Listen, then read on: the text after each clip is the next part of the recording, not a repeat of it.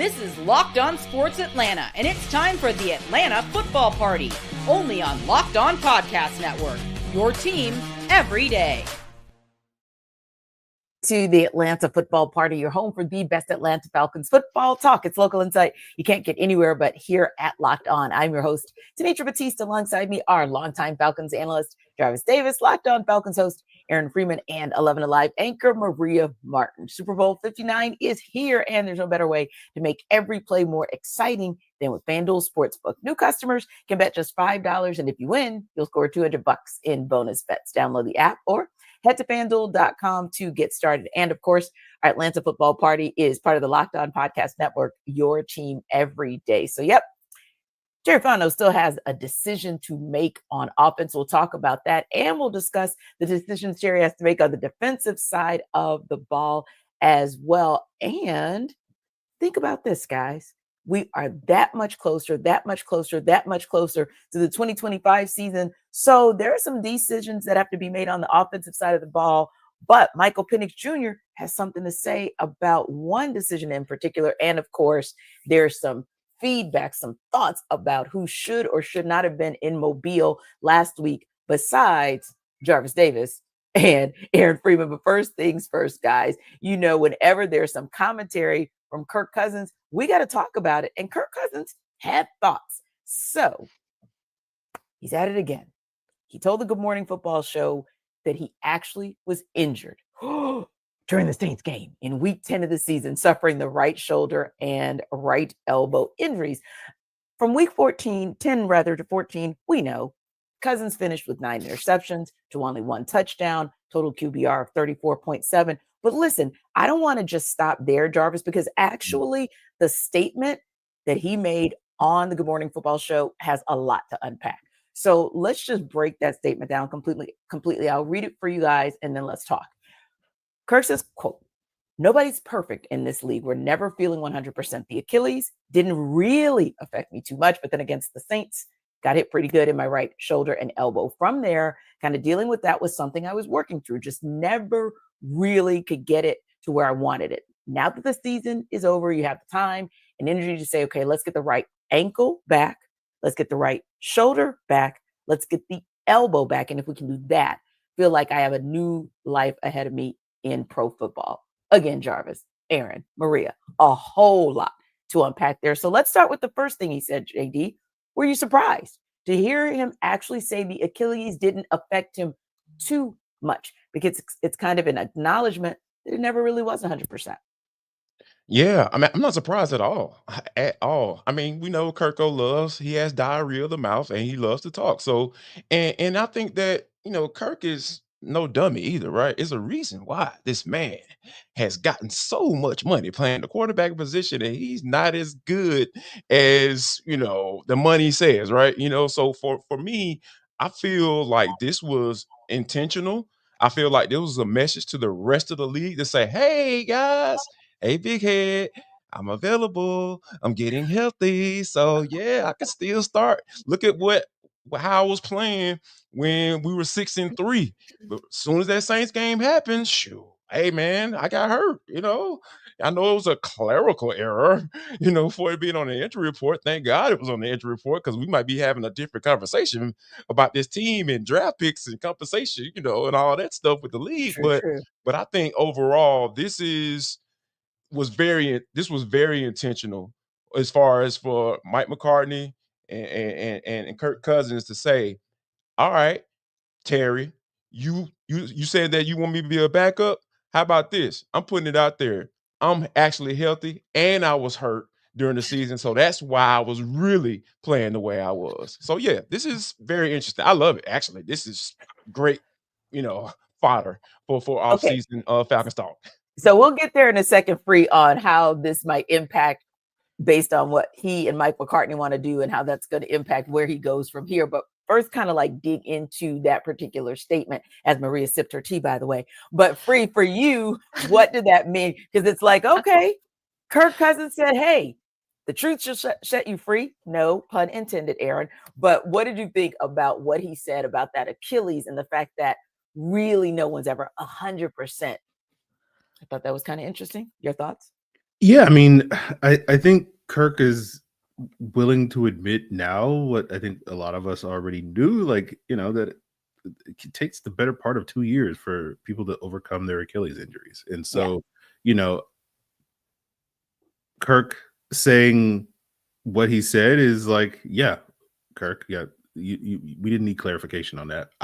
Maybe other people did, but I didn't need clarification on that. And I think with what Jarvis is saying, like a lot of this is geared towards what Kirk is trying to do in 2025. But I think it's causing a lot of people to think about what Kirk did in 2024. And I think it becomes a lot easier for Falcons fans and media to, adopt the narrative that I think a lot of people already are adopting, but now it just picks up more steam of like, well, Kirk Cousins ruined the Falcons 2024 season because he played hurt for a couple of games. And, it's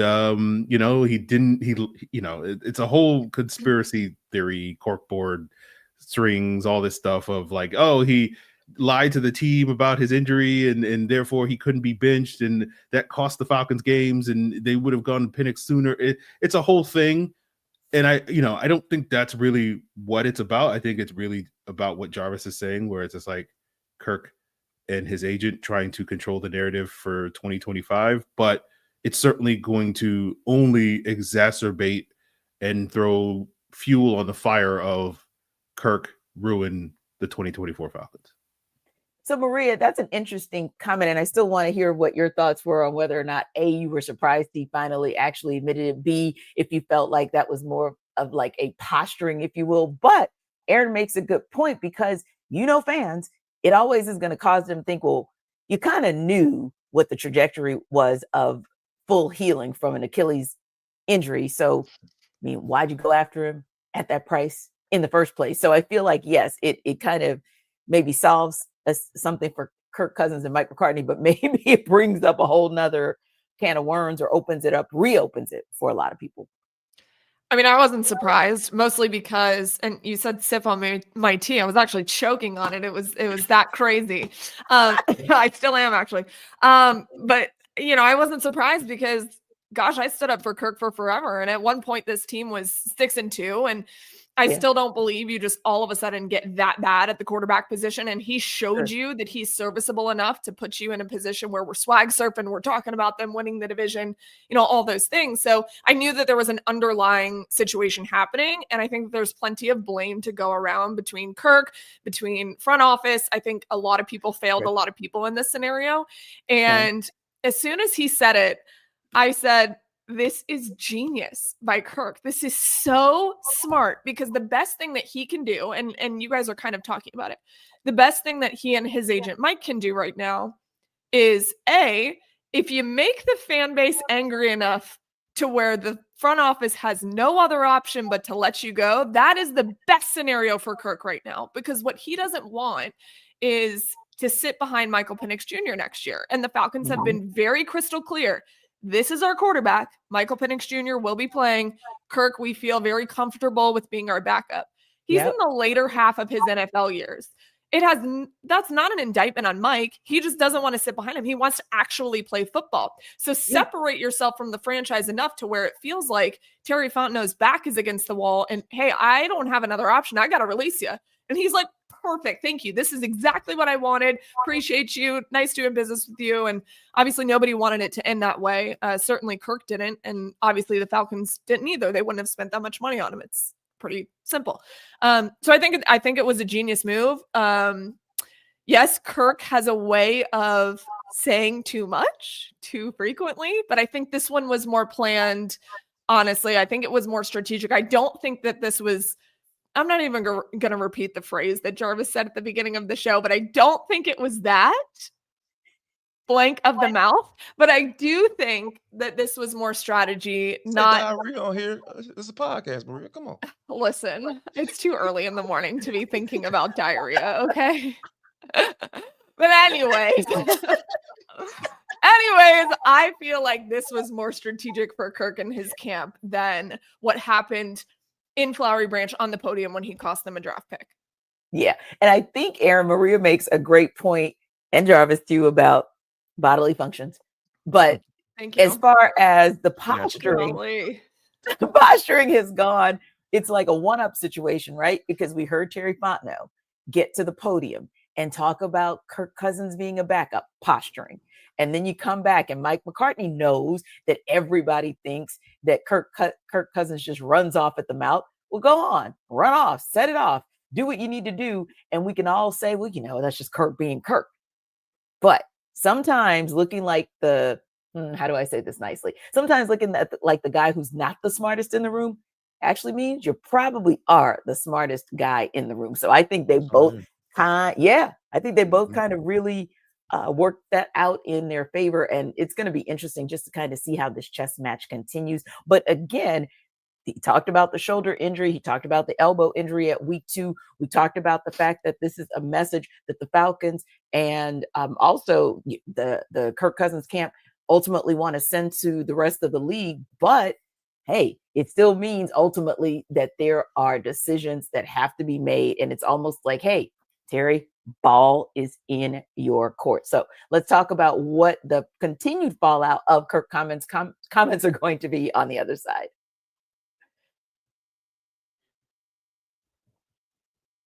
This episode of our Atlanta Football Party is brought to you by Gametime.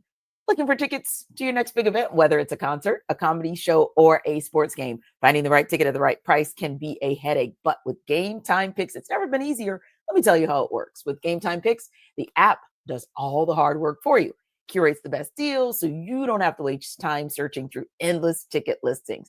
Now, if you're using Game Picks like I have been for a while, here's why you probably love it, because the curated deals make it super simple to find great tickets at a great price. No more sifting through thousands of options, and the seat view feature is a game changer. And the best part, you're covered. With Gametime's lowest price guarantee, if you find a better deal somewhere else, they'll refund 110% of the difference. Plus, your tickets are guaranteed to be delivered on time with easy cancellation options if something comes up. So take the guesswork out of buying tickets with Gametime. Download the Gametime app, create an account, and use code LOCKEDON for $20 off your first purchase. Now, terms do apply, but again, create an account and redeem code LOCKEDON for $20 off.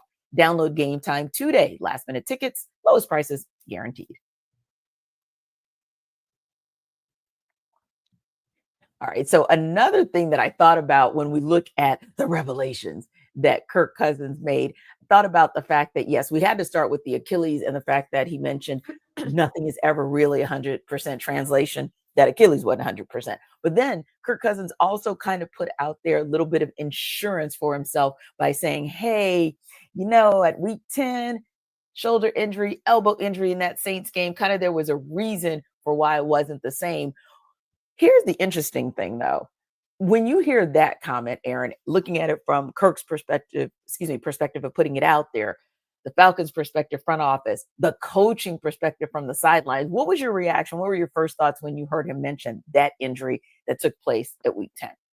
Well, piggybacking on what Jarvis said, I think it was very calculated by Kirk to basically, play this dance, as you're talking about, T, for the next 5 or so weeks of, Kirk wants the Falcons to release him. That's in his best interest for the Falcons to release him. Yes. And he needs other teams to want him, right, at this stage in his career.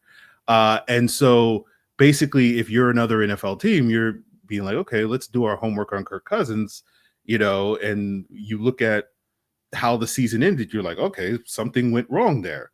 And so you can either come to basically 2 conclusions. Either Kirk Cousins' fall off came because he's washed at this stage in his career, or Kirk now is putting out there, well, there's an alternative. I was hurt. That's why my play fell off in the back half of the season. And so that becomes maybe a little bit of an easier pill for other teams to swallow, because it's like, oh, well, if Kirk just gets healthy, and that was the bulk of what he was talking about on Good Morning Football. Hey guys, I just got to get healthy. I'm going to be better in year 2 coming off the Achilles and this elbow and shoulder injury. It'll be fine and whatnot. And so that is Kirk basically, doing the calculated thing of basically, hey, I'm good to go, guys. Like, don't judge me over those last 5 games I played in Atlanta. Judge me off of the first 10 games when I was healthy and whatnot. And so I think that's really what's going on here with that. But I think there is a little bit of a drawback to that, because if you're an NFL team and you're going to pursue Kirk Cousins, you're like, well, you had an Achilles injury at age 35, and now you've had dealing with shoulder and elbow injuries at age 36. You had been relatively healthy for your entire career, and all of a sudden you get a little older and you get a little bit more beat up. And so I don't think it's as favorable in Kirk's favor as he probably thinks, in the sense, because some teams will basically like, okay, well, now you're old and injury prone at this stage in your career, so we're less inclined to sign you. But I do think it is better for Kirk to be perceived as old and injury prone as opposed to old and just can't hack it as a quarterback anymore. So it's lesser of people's at this point. So it's all part of the game of this posturing that's going to be going on constantly between the team and Kirk Cousins over the next 5 weeks. Yeah, I mean, I completely agree with all of that. That's the gist of what I was saying earlier. There's a two-parter when it comes to Kirk and his camp in saying these things. The thing that he probably didn't think about was that, so in the timeline of what he was explaining on Good Morning Football, right? The Saints game in week 10, he got sacked 3 times. He comes out and on Good Morning Football explains that he has a shoulder and elbow injury to his throwing arm. Okay, now we're all thinking, oh, well, that's why the Broncos game happened, this, that, and the other. Well, on the following week, on the Broncos week, he did pop up on the injury report. That is accurate. We looked back and made sure that was there. Popped up with those specific injuries, shoulder and elbow. So that was not news to anybody if you were paying attention to injury reports throughout the year. The issue lies in that he was limited the following day, and then he was a full go in Denver. And after the Denver game, he decided to say it was a clerical error that he was placed on the injury report with that. So maybe he didn't really remember that. I mean, I don't know how you forget. Selective amnesia. Yeah. And so maybe, that was part of like the unfortunate part of him going on Good Morning Football. Like everything he said aligned with what was going on. And I was like, yeah, you're right. Wait a second. What? Clerical error? You said that. So something happened between front office and Kirk at that point in the season that we may never get the answers to. That's where it gets a little dicey. The benefit to Mike and Kirk both is that there are so many NFL teams that need a quarterback who can just be serviceable at this point. It's a league where if you have someone who can look like the 6-2 Kirk Cousins, you're good to go. And so if he goes out there and he says, hey, look at all the good things I did through 8 games, and then forget about everything that happened in the back half of the season because XYZ, similar to what Aaron was just saying, that'll pay dividends for them tenfold. Someone will have you play. He won't have to sit on the bench. He'll have 1 or 2 more years in the league and then call it a wrap. You muted, Jarvis. They wouldn't let you speak, Jarvis. That's trying to Yeah, hold they don't you want to let back. you be great. Future They don't want boy, you to be man. great. Come on, man. Yeah. It's a miracle, man. I need No diarrhea of the mouth for you this You morning. know what, Jarvis? It's literally every single podcast episode with you. Someone in the universe is trying to hold you back. They're like, nope. Don't want him to be absolutely not. great. Oh my, Every I've time. never agreed with you more, Maria. Like I Thank you. wholeheartedly believe that. Someone's doing it to you. I don't know. Let's find out who it is. Yes. Yeah, I need to find out like ASAP. Because here's the thing, investigation. and I think Kirko has something to do with it because this is all fear in my eyes. Just looking at this situation in totality, right? Because he got up out of Minnesota. That was one of the reasons why he wanted to leave, because Minnesota said, "Hey man, we're gonna bring in a young guy. This is what's gonna be. He may or may not be the starter, whatever the situation is." And he was like, "No, I don't want to be a part of that." He came down here to Atlanta. Oh man, I'll be the guy. My wife, she grew up Falcons fans. My father-in-law. Oh, it's gonna make him so happy. Oh, I'm about to get a Super Bowl. I'm about to end my career. Here in Atlanta, we're gonna ride off into the sunset, baby. Negatory. And then it all came falling crashing down when the Falcons took that private plane out to Washington to watch that young man throw in the cold, in the rain, or whatever. And they were just like, oh, that looks good. I think we can do that for the next 10 years. And Terry was just like, oh gosh, I can save my job. Oh my gosh, because imagine this, y'all. Everybody, all Falcons fans, all upset. Hear me out, man. Imagine if he didn't take Michael Penix. Where would the Falcons be? More than likely, Terry Fontenot will be fired. And secondly, you have to find another general manager, have to go through a roster transition, evaluation, and all that stuff.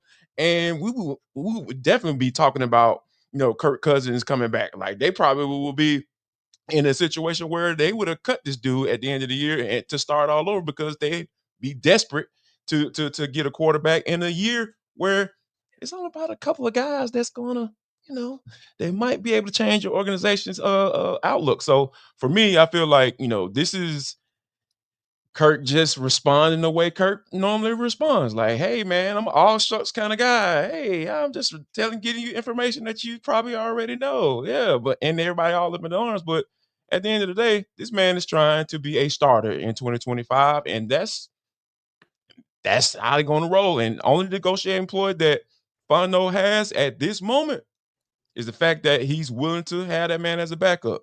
That's the only thing he has right now. And I think if they hold true to that, they might be able to work something out.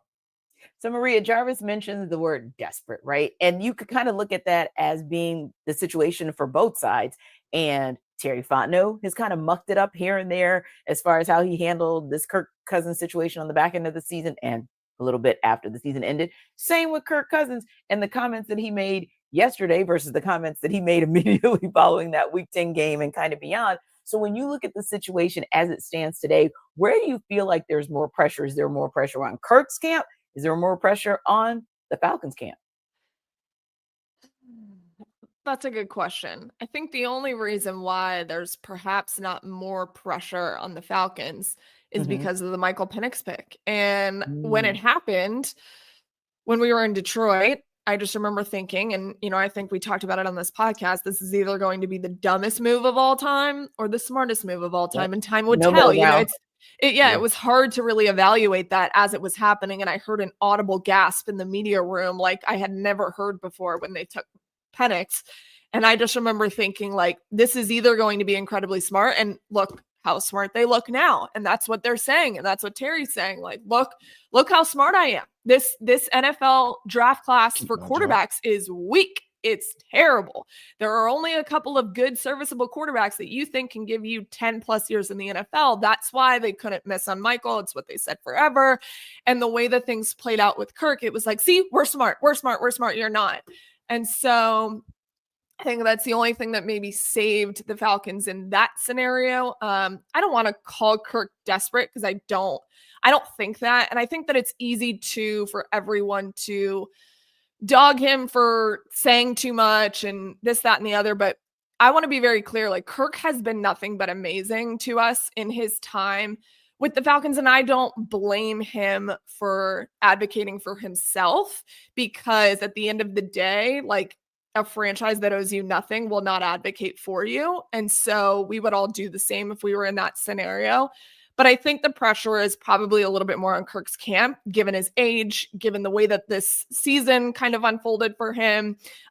It was literally like worst case scenario for Kirk, best case scenario for the Falcons. And to be honest with you, Maria, I think you make a great point, because here's the thing. Like, Kirk is a football player. I know people don't look at quarterbacks and say, oh, man, they're in their own little tier. I don't even know what to call them, but they're not football players. They're not rough and tough guys. This man wanted, like, for him to say, yeah, that's a clerical error. I'm good. I'm not trying to give up my spot. I know, because I know how good he is. And he understands that. He saw the man practice. He understands what's going on. He knows that man it has a bright future in this league, because Kirk is not a dumb dude. So I feel like for him to say that was a clerical error, for him to go on and say, nah, I was good, I was going to be able to go, I feel like he truly believes that. And he believed that he was ready to go. It's up to the Falcons to determine whether or not he was ready to go after those first couple of games, that he started playing badly. So I said playing poorly. So for me, I feel like we got to understand that this man is still a football player. He wanted his spot. He wanted to hold it down. He was brought in to be the guy. He wanted to remain the guy. And he did whatever he could to do that. So whatever, man. It's a football player. They're going to lie about being injured. They're going to try to tough it out. That happens all the time. Guess how easy it would be for him to just be like, look how much money I got paid. I'll just sit on the bench. Who cares? A lot of players would do that. I got paid. I got $90 million. We're good. It doesn't matter. I'm not going to fight for myself anymore. I'm in my mid to late 30s. Like, I've done a lot in the NFL. Made a lot of money. Let me just mentor Michael and call it a day. We live in Georgia. My wife is happy. All this stuff is great for us. C'est la vie. That would be so easy for a lot of players to do. So give him a little bit of credit, regardless of if he lied in week 11 or whatever, which he did. He's still advocating to play football. And I respect that to some degree. Yeah. So Jarvis, when you look at how this situation is played out, at least to today, where's the pressure? Kirk's camp, Terry's camp, most pressure. I feel like it's been Terry. It's the team because, like you said, that no trade clause is huge right now. It's looking real spicy for Kirko and company. It's like, oh yeah, I got this no trade clause, baby. Y'all still got to come see me. So yeah, like I mentioned earlier, if you're really willing to say, hey man, you're going to be a backup quarterback unless you play ball. I think that is a lot of pressure because you talk about different monies. Like obviously they get a little relief if they were to trade him or they come to an agreement on the trade. So yeah, the pressure is on for Terry Fontenot and company for sure because he got to fix this. He has to fix it and get it a resolution before the draft. Like this can't go on to draft night. We're still talking about Kirk Cousins. I'm sorry, we can't handle that. Yeah, that'd be terrible. We got pass rushers to talk about. You know what I'm saying? We got plenty of them. Yeah, for me, it's on the team. This whole notion of like we're gonna keep Kirk as a backup. I would love to see it because that to me would just be basically like the Falcons are like, we're gonna take on an extra $10 million in dead money in 2026 just to be petty. And I'm just like, there's a part of me that is very petty that I'm just like, yeah, I want to see that. Part? But at the same time, what do you mean? Just a small part. Petty? No, it's petty. No, I'm sorry. But at the same time, my heart is petty. My head is like, you're not going to do that because like $10 million is like that's like 2 quality starters in free agency that you can add to your roster in 2026 that you now won't be able to do because you decided to be petty and make Kirk Cousins your backup, even though nobody wants that. Like Mike Penix says maybe Mike wants it, but Kirk doesn't want it. The team doesn't want it. Like Raheem doesn't want to be sitting here in August answering questions about Kirk Cousins backup on the Atlanta Falcons. What's that all about? And like, yeah, we're just going to keep him on the roster for no real reason other than just to be petty. So I would love to see that whole comfortable, like, sure, Terry, yes. I get it. You got to say what you got to say, in order to have leverage in the trade negotiations. Because if teams know you're going to cut him, then they're not going to negotiate in good faith over the next 5 weeks. So like, you have to say that. But we all know, like, all right, sure, Terry, like you're comfortable with him. But so it's a whole song and dance. But I think it does put the pressure on the Atlanta Falcons. Yeah, and it's the chess. It's exactly what you called it. It's the chess match, and it's the chess match that this petty show is going to always be here for. Speaking of addition, will it be addition by subtraction? We'll discuss on the other side.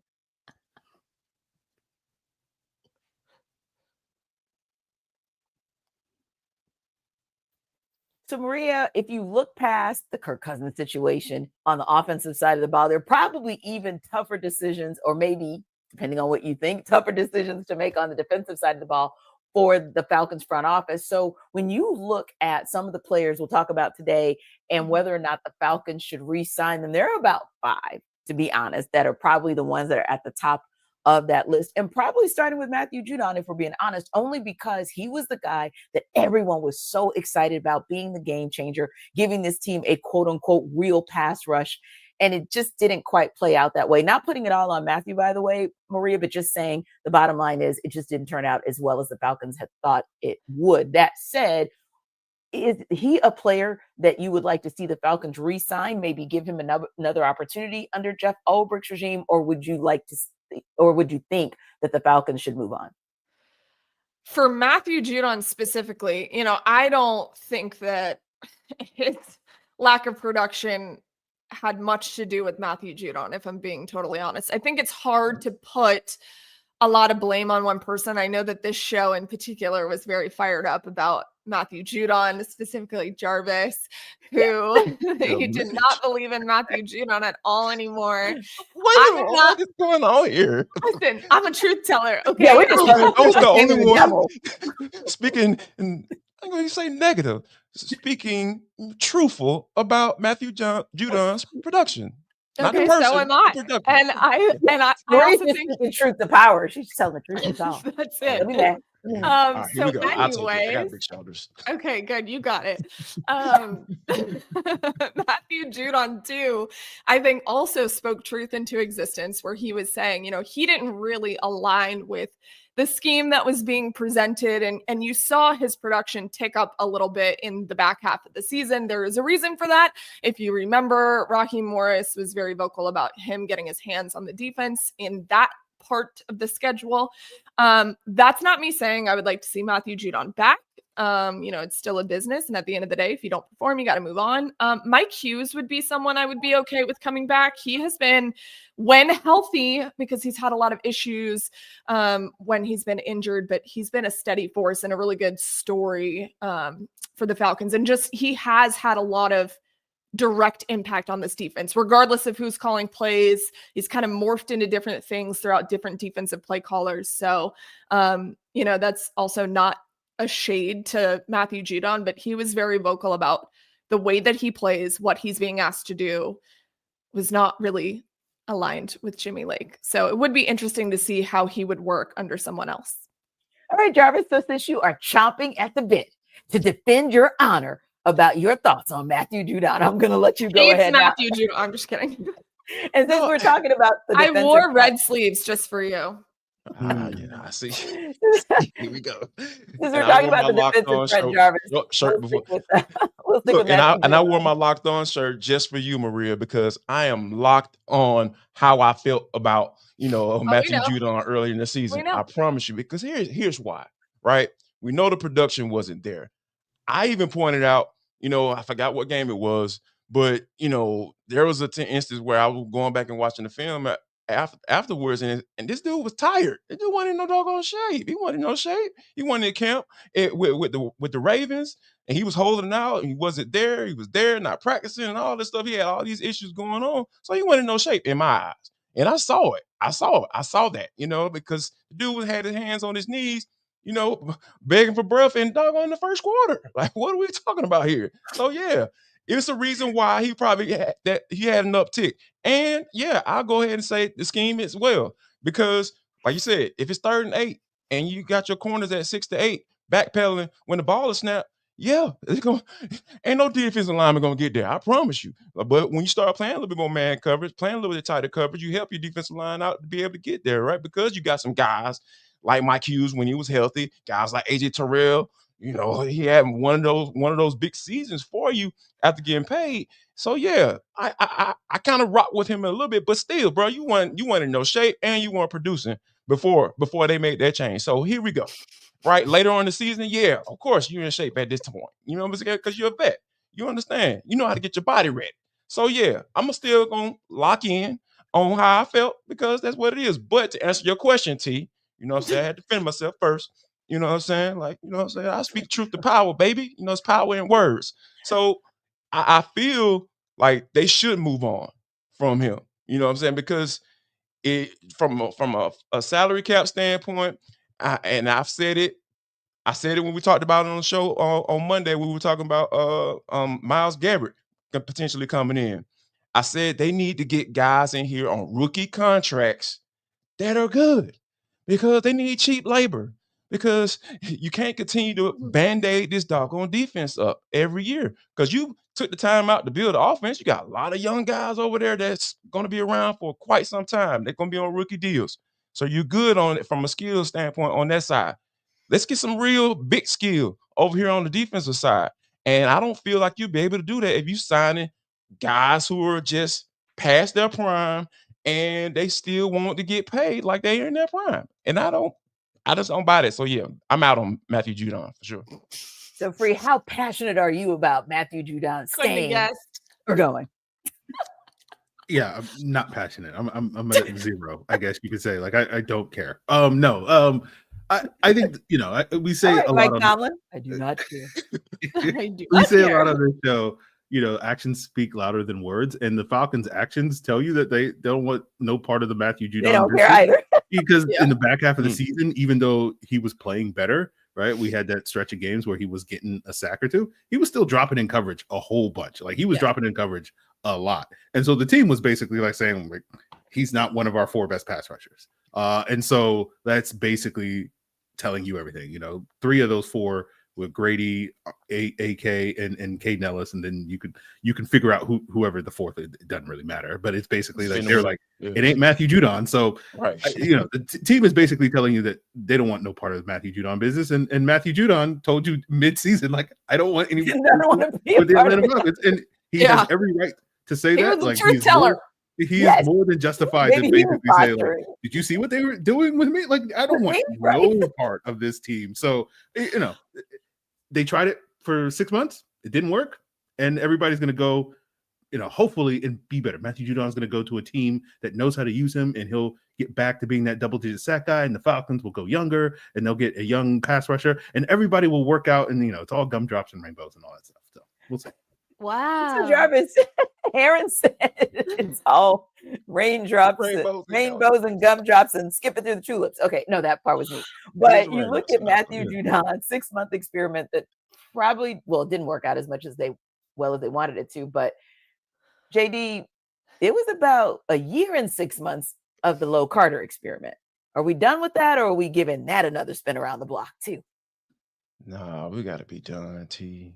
Like, I was done with Lorenzo Carter last year. Like, Aaron and I talked about this on Locked On Falcons seemingly every other week, that I came on this show. Because at the end of the day, this dude is not a pass rusher. He's a solid run stopper. You see a trend here? Why are we always talking about defensive alignment for the Falcons is being solid against the run? They can find guys that can stop the run. That's fine. But good Lord, can you get an outside linebacker that can come off and get to the quarterback? So, I will give the same answer, that I gave for Matthew Judon, but not as passionate. But, it is time to move on from Low Carter and you have to bring somebody in here that's better than him, meaning drafting or via free agency. I would prefer the draft. Like, I don't mind them double down on edge rushers in those first couple of picks. I don't care. Do it. Let's get it done. Get some young guys in here that you understand that they understand, hey, you're being brought in here, you're being drafted here to get to the quarterback. And we got to get young and cheap on defense. You can't continue to put these band-aids on this defense. And this is the one time to do it, because like last year's draft that was so quarterback rich, this is a draft where you can go out and get edge rusher after edge rusher after edge rusher. And you got to think that if you even pick up 3 in this draft, 2 or 3, at least one of them, hopefully, will be generational. But that said, Maria, there are still issues on the back end. And so you kind of threw it out there earlier from the secondary perspective about Mike Hughes, but also wanted to ask you what your thoughts were on what the Falcons should do with D. Alford and Justin Simmons as well. I don't know why we're so confident that the Falcons are going to get all these edge rushers that are going to be like game-changing players. Oh, no, Maria, I hope through the tulips and First, the rainbows and the gummy bears. That's what it is. Maria. Think positive. What are you saying? You gotta If think first you don't succeed, try again. No, Maria, I gotta say this. Wait, I gotta say this. That ain't it, Jarvis, because they ain't tried. If you tried, you would have gotten him in the first. You would have gotten him in the first round. So no, this ain't that. This is Aaron Freeman's. We're gonna stay with the rainbows and the gummy bears and skipping through the tulips. That's what this is about. Okay, Maria, your turn. Okay, talk about the ledge. Yes, I think it's just hard for me. And like, yes, you look at this draft class and you say the obvious thing to do would be to draft a bunch of guys who can get after the quarterback, who can give you cheap labor. All these things are, yes, I hope we're speaking it into existence. I hope we're manifesting that sentiment. I Wow, baby. don't believe it yet, just because it has not been shown. So yes, I'm with you. If at first you don't succeed, try again. We haven't seen them even try to succeed in the draft, and so I'm a little nervous that they're gonna, turn around and draft a running back or something when they shouldn't. And so I hope, and that's not a Bijan Robinson indictment. That was probably the smartest pick they've ever had. Yeah. But what I will say, hear ya. Justin Simmons, I'd be okay if he wasn't with the team anymore. D. Alford, I think, does not need to get re-signed at this point. But past that, I'm all in on the draft. And, I don't know how many times I can say it, how many different ways. There's so many good defensive players that both Free and Jarvis saw in Mobile and that people have seen online from Mobile. There's a lot of defensive rich talent in this draft. And that's where I think their focus should be, because it's not just going to be this year, it's going to be for years to come. And you need to get players who can do that. And that's through the draft. And I'm just very nervous about the way that this front office drafts. So we'll see. Exactly. And yeah, you need to think, just like you thought about Michael Penix Jr. and the future, you need to think about the defense in the future as well. Just ask the two teams that are playing a few minutes from where I am right now. That said, speaking of Michael Penix Jr., he had some key thoughts, some very, very interesting thoughts to say on one of the other top draft picks for the Falcons for the last 5 years. We'll talk about that on the other side.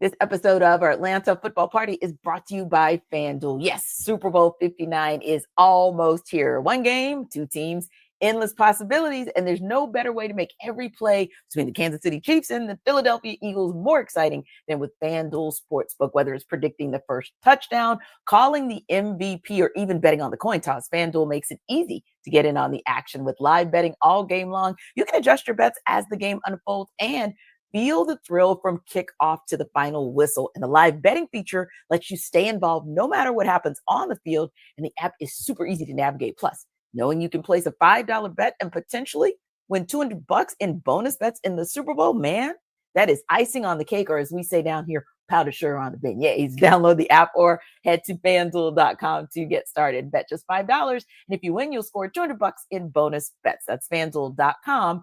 Bet with FanDuel, the official partner of Super Bowl 59.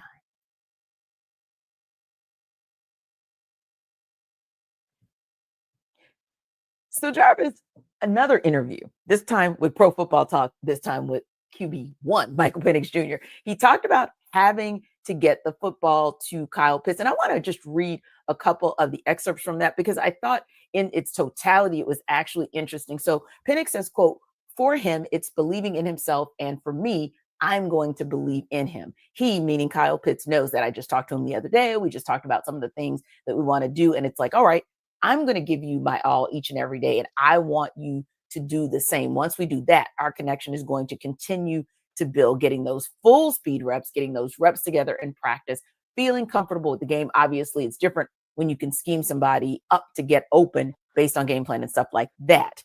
I've got to find him and get him the ball. And I know he'll then make big time plays whenever the ball is in his hands. The reason I mentioned all of that, Jarvis, is because I wanted to really kind of hone in on the fact that Michael Penix was really taking the onus on himself.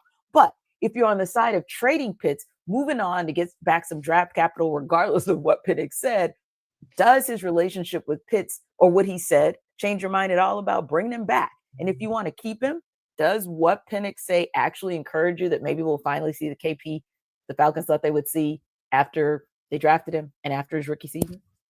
Yeah, I mean, I got full confidence in Michael Penix, but my confidence in Kyle Pitts is kind of like, I just work here, you know? You know? Yeah. You know?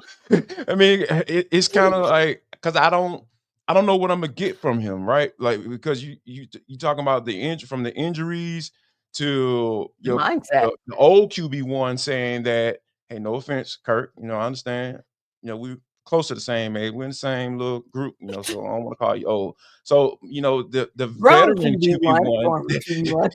the former QB1 said that, hey man, all you gotta do is just run your routes, full speed, and you'll be a monster in this league. But Okay, run the routes. Oh, all you got to do is, when Jason Bates was talking about it, all you got to do is, man, all you got to do is just do what he needs to do consistently, man. Oh, man, he'll be one of those players. I'm like, okay, and now we're saying all you got to do is believe in yourself, and I'll be able to get involved. Like, do y'all see a trend here? Y'all So set yeah, the trend with butterflies and rainbows and whatever else Yep, we've been talking exactly. about. So what do you mean? Right, Michael Penix skipping through the tulips on this thought process. yeah. He's listening to Free right now. Yes, I appreciate that. I appreciate the positivity. I live a positive life, so I have the right to be negative when I'm talking about sports. So yeah, here we go. Okay, I love that for So you. so for me, I don't know if Michael Penix is going to be enough to get this dude to be consistent, right? Because we know the talent is there. I've never said that this dude doesn't have talent, but it's just like I want to be able to see it on a consistent basis because this young man came into the game, Michael Penix, that is, and immediately had a rapport with him, and he had never really thrown to him before. So I understand when he drew that ball there against the Commanders. Oh my gosh, that was an amazing throw, and Kyle Pitts didn't have a choice to catch that doggone football. So I feel like I believe in Michael Penix, but I don't necessarily believe in Kyle Pitts, and I think Terry Fontenot should wait and see. Now, if they get a phone call on draft night, and they say, "Hey, man, we'll give you a third and a fifth round for KP," bro. If you don't take that doggone deal, I mean, I'm sorry. I understand that the rapport he's trying to build a rapport with his tight end, but yeah, yeah, hey, you better consider it. That's all I got to say. Well, Aaron, let's go into your happy world and your happy place with I what Michael love this Penix said. place. He loves this place too. So is this one of those situations where you think to yourself, well, we kind of saw shades of it when he had a full season with Matt Ryan, and we saw shades of it when he had Kirk Cousins, at least good Kirk Cousins, for the first part of 2024. So maybe if KP gets Michael Penix for an entire season, maybe their relationship could possibly change the trajectory for Kyle Pitts. And maybe then you think the Falcons possibly should change their mind with that possibility? Huh? No? What? Well, look, I'm the Kyle Pitts apologist on this show. So I want to believe I believe I'm not gonna say wholeheartely in Kyle Pitts. Not even you can say it, but go on. I don't believe wholeheartedly in Kyle Pitts, but I probably believe more wholeheartedly in Kyle Pitts than everybody else on this panel. Fair enough. It's relative. What's going on today? But I don't think Michael Penix's comments change the math when it comes to do the Falcons trade or keep Kyle Pitts. I just think at this stage, this notion of we just got to get the right quarterback and it'll completely unlock Kyle Pitts. I just think, they had that in Kirk Cousins for half a season. Yep. It worked for 4 weeks and it didn't work for the rest of the season. Yep. And so I think that notion, I'm less enthusiastic about we'll just get the right quarterback and him and Penix and Pitts will make beautiful music together. And I'm just to me, it's less about the quarterback. To me, it's more about the play calling. And it's just I think the way that the Falcons' vision of Kyle Pitts in their offense and Zach Robinson's offense is, to me, very limited. But I know that's an uncommon opinion, I guess, out there. So to me, I'm less concerned about Michael Penix and Kyle Pitts getting on the same page and more concerned about Zach Robinson and Kyle Pitts getting on the same page, because I feel like you have this talented weapon that you just only ask him to catch checkdowns and chip block. And I'm just that to me is the problem, not who the quarterback is. But, again, I know other people may disagree on that. Shade towards Zach Robinson. Yeah, it wasn't shots fired, but kind of shots fired. But Maria, it's interesting because those are two very different thought processes on keeping Kyle Pitts, moving on from Kyle Pitts, and why you should do one way or the other. So where do you stand, taking Michael Penix's comments into consideration, maybe a little bit of him advocating or championing for KP's cause, but doesn't matter? Does it really matter?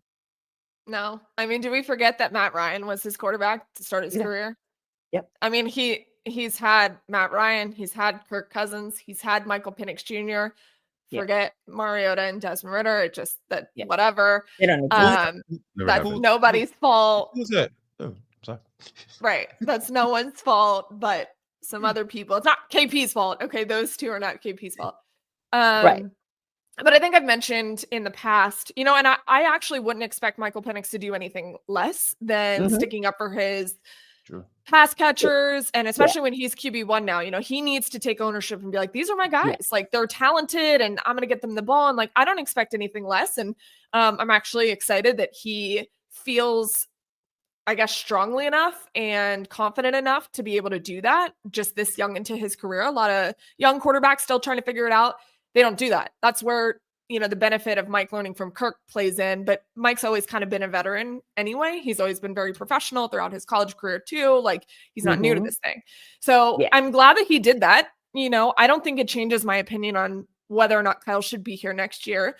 I've said it for a very long time. I think Kyle needs a change of scenery. I really feel that very strongly, throughout multiple different quarterbacks, good quarterbacks, offensive play callers, head coaches, it hasn't really come together for Kyle here for whatever reason. And even, towards the end of the year, we started seeing Charlie Warner get a lot more of those chip blocks than Kyle, and he was laying those down. And, there is a lack of confidence from the coaching standpoint when it comes to Kyle that's clearly on full display when it comes to the play calling. And again, I think that Kyle is built to be a Pro Bowler, a Super Bowl contender, a Hall of Famer. He is literally built that way. And you don't draft a tight end the highest ever in NFL draft history if you don't believe that as well. Right. I just haven't seen it all come together for him yet. And that to me is the most frustrating part because, again, he has the intangibles, the tools, all of it's right there for Kyle. So hopefully, sometimes we see this happen with players. They get a change of scenery and everything comes together for them and they look like a brand new player. And maybe that would happen. So no, I don't think Michael Penix saying that changes my opinion. In fact, it just reiterates what I believe in Mike Penix. He's a leader. He does the right thing. So less really my thoughts on Kyle, more just I'm proud of Mike for standing up for his guys that he has. Yeah, I would agree. I think it was more less of an indictment on Kyle Pitts and more of just a cosign and confirmation on who Michael Penix is and will be. But no shots fired by Michael Penix. Woo, some shots fired from the Senior Bowl. We'll talk about that on the other side.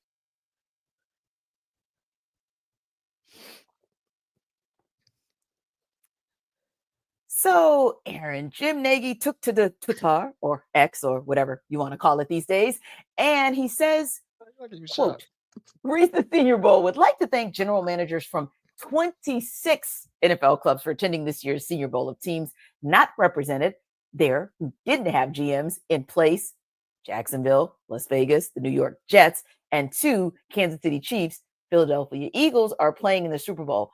Okay, I am pretty darn good at math. So I'm going to go with 26 plus 27, 28, 29. That's 31 teams.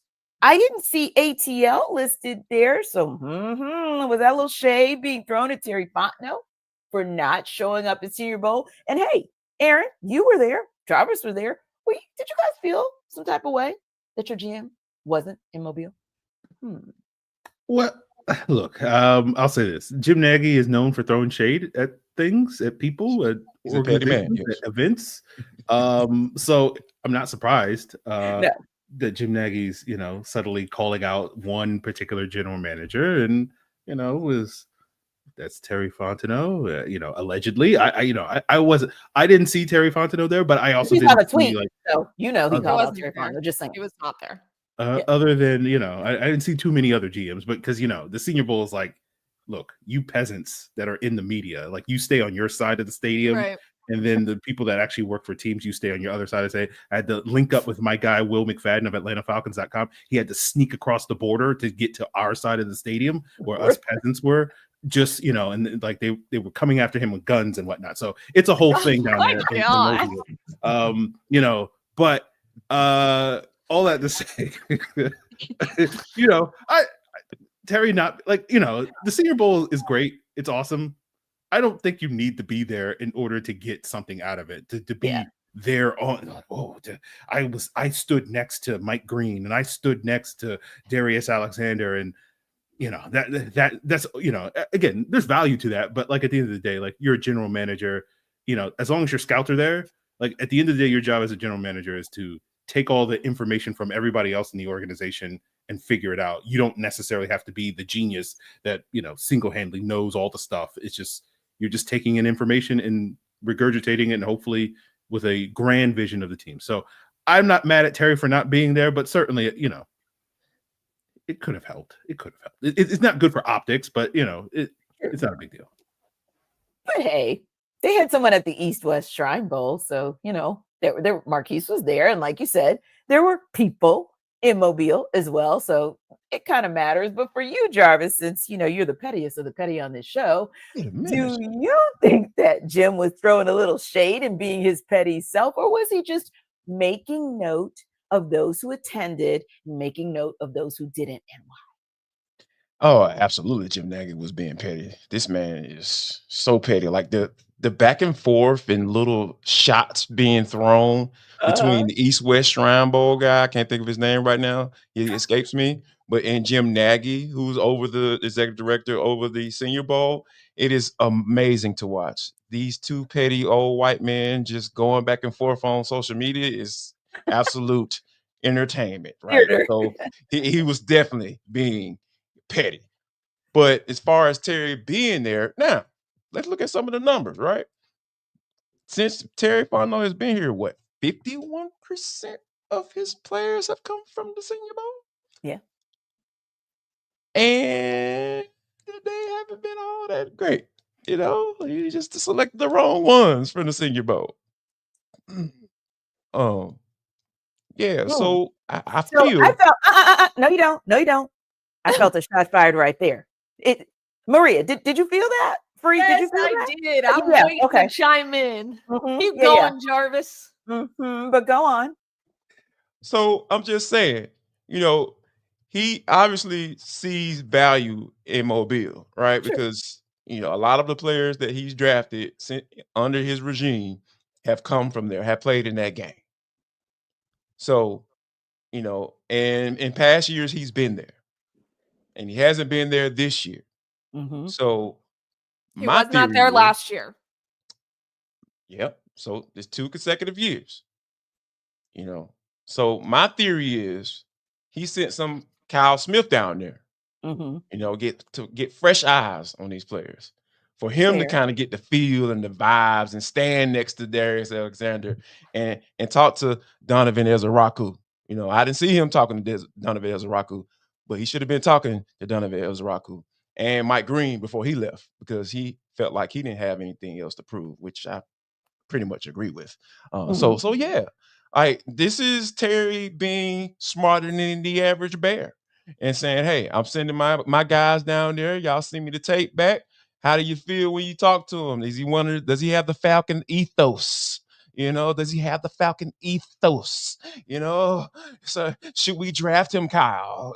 So this is Terry being smarter than the average bear. So that's where I'm going with right there, T. For 58 minutes of this show, I kept it together, but that average bear sent me.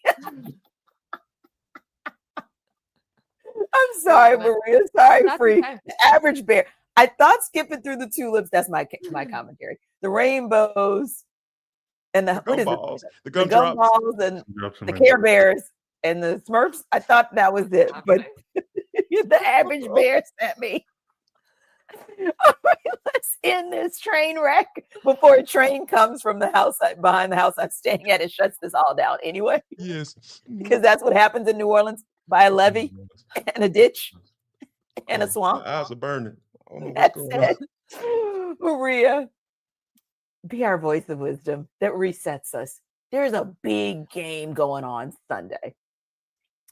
Who walks away with, do we see history made or do we see redemption? Can I give my Senior Bowl thought really fast? Go. You guys. I've been waiting patiently. Be petty. Yes. Because I was going to be the voice of reason. That's why I wanted to freaking say what I was going to say. Go, Get Maria. it Sorry. in. Terry's not there every year. A lot of GMs aren't there every year. This just so happened to be a year where, and it's Jim's job to advocate for the Senior Bowl. So he's going to be like, look at all these GMs that come to my fancy event. Like, that's smart. Sure. It's literally his event. But Terry sent people down there, which if you're a general manager, you don't got to fly all over the country to scout people. That's literally not your job. But if you go in certain times in certain places, like, good for you. I don't think we should pinpoint this as Terry not being there like an indictment on the Falcons. They had representation at the Senior Bowl. So I just want to say that. Anyways, the Super Bowl. I hate this Super Bowl. And I think a lot of us feel the same way. I will be watching it. Don't worry, because I am very excited for the halftime performance. But, you know, I don't want the Chiefs to win. I don't want them to three-peat. I picked the Eagles. I picked the Eagles on Super Bowl Sunday. On Sports Extra. I picked them by 3 points because I think it's going to be a very close game. And I just want Saquon Barkley to run over some people. That's what I want. That is fair. Okay, Jarvis, come with the petty if you want to. I'm not gonna be petty. Like, I mean, I feel like it'll be chalk if I say, yeah, Patrick Mahomes gonna do it because Patrick Mahomes is that guy. But here's my theory. I feel like the Philadelphia Eagles are gonna play keep away with this thing. They're gonna figure out a way to get Jalen Hurts and Saquon Barkley going. I'm with Maria on that. I feel like this is gonna be a game where I think that Saquon is going to be able to establish himself and say running back should be considered for MVPs of the league. Because when you think about before Saquon Barkley came into the fold for this team, no one had them as being in the Super Bowl. Nobody, no one, except for maybe crazy Philly fans, right? The cheesesteak lovers, right? So for me, I feel like this is going to be a moment where the NFL, the league, and everybody's going to be on notice saying, hey, man, it's okay to play old school football because that's what I'm all about. I love seeing offensive linemen put their hands on people and running backs like Saquon Barkley just go to work. I just love it. So hopefully that's the case for this Sunday. So, yeah, that's my theory. I understand the whole Patrick Mahomes stuff. I get it. I love my dad is like, yep, my homeboy going to get it. He going to get it. I'm like, all right, cool. But, yeah, Philadelphia Eagles, they can get it done, and I think they will. Free? I'm going chalk. Take the Chiefs. Don't bet against Patrick Mahomes in the final 2 minutes of a game. I want to see a three-peat. At the beginning of the season, I didn't want it. I didn't want to see the Chiefs win. But I'm like, hey, look, you only get one life. You only get to see one three-peat in your entire lifetime. So I'm all about it. But I do think this will be a very competitive game. And so, I think Philadelphia has a better chance of winning it this time than they did last time. So I think it will be a very competitive game. But again, you give Patrick Mahomes, what 13 seconds, he'll find a way to pull it off. So he'll probably find a way to pull it off again on Sunday. Yeah. Well, Patty me would just like to remind everybody that three-peats do exist in basketball. Just saying. But the other side of me is saying, hey, I at the beginning of the season, yes, I absolutely wanted to see history. But to Maria's point, it was because I didn't think that the Eagles would be in the conversation at the end of the season. But that said, Devontae Smith, that's my homeboy. I want to see something good coming from these Philadelphia Eagles. Jalen Hurts, well, although the ladies at my house are saying they want Jalen to win, so I'm going to just go with them because, I don't want to go against what the house is saying. And University of Georgia, Bulldogs, North. Yeah. Maybe another team will figure out that if you draft dogs, you have a conversation in February. Thanks to our everydayers for making the party your first listen of the day. Be sure to stop by Locked On Falcons with your host, Eric Freeman, as your second listen, along with his occasional guest, analyst Jarvis Davis. And check out our girl, Maria Martin, host of Sports Extra on Sundays on 11 to Live. We'll see you next time.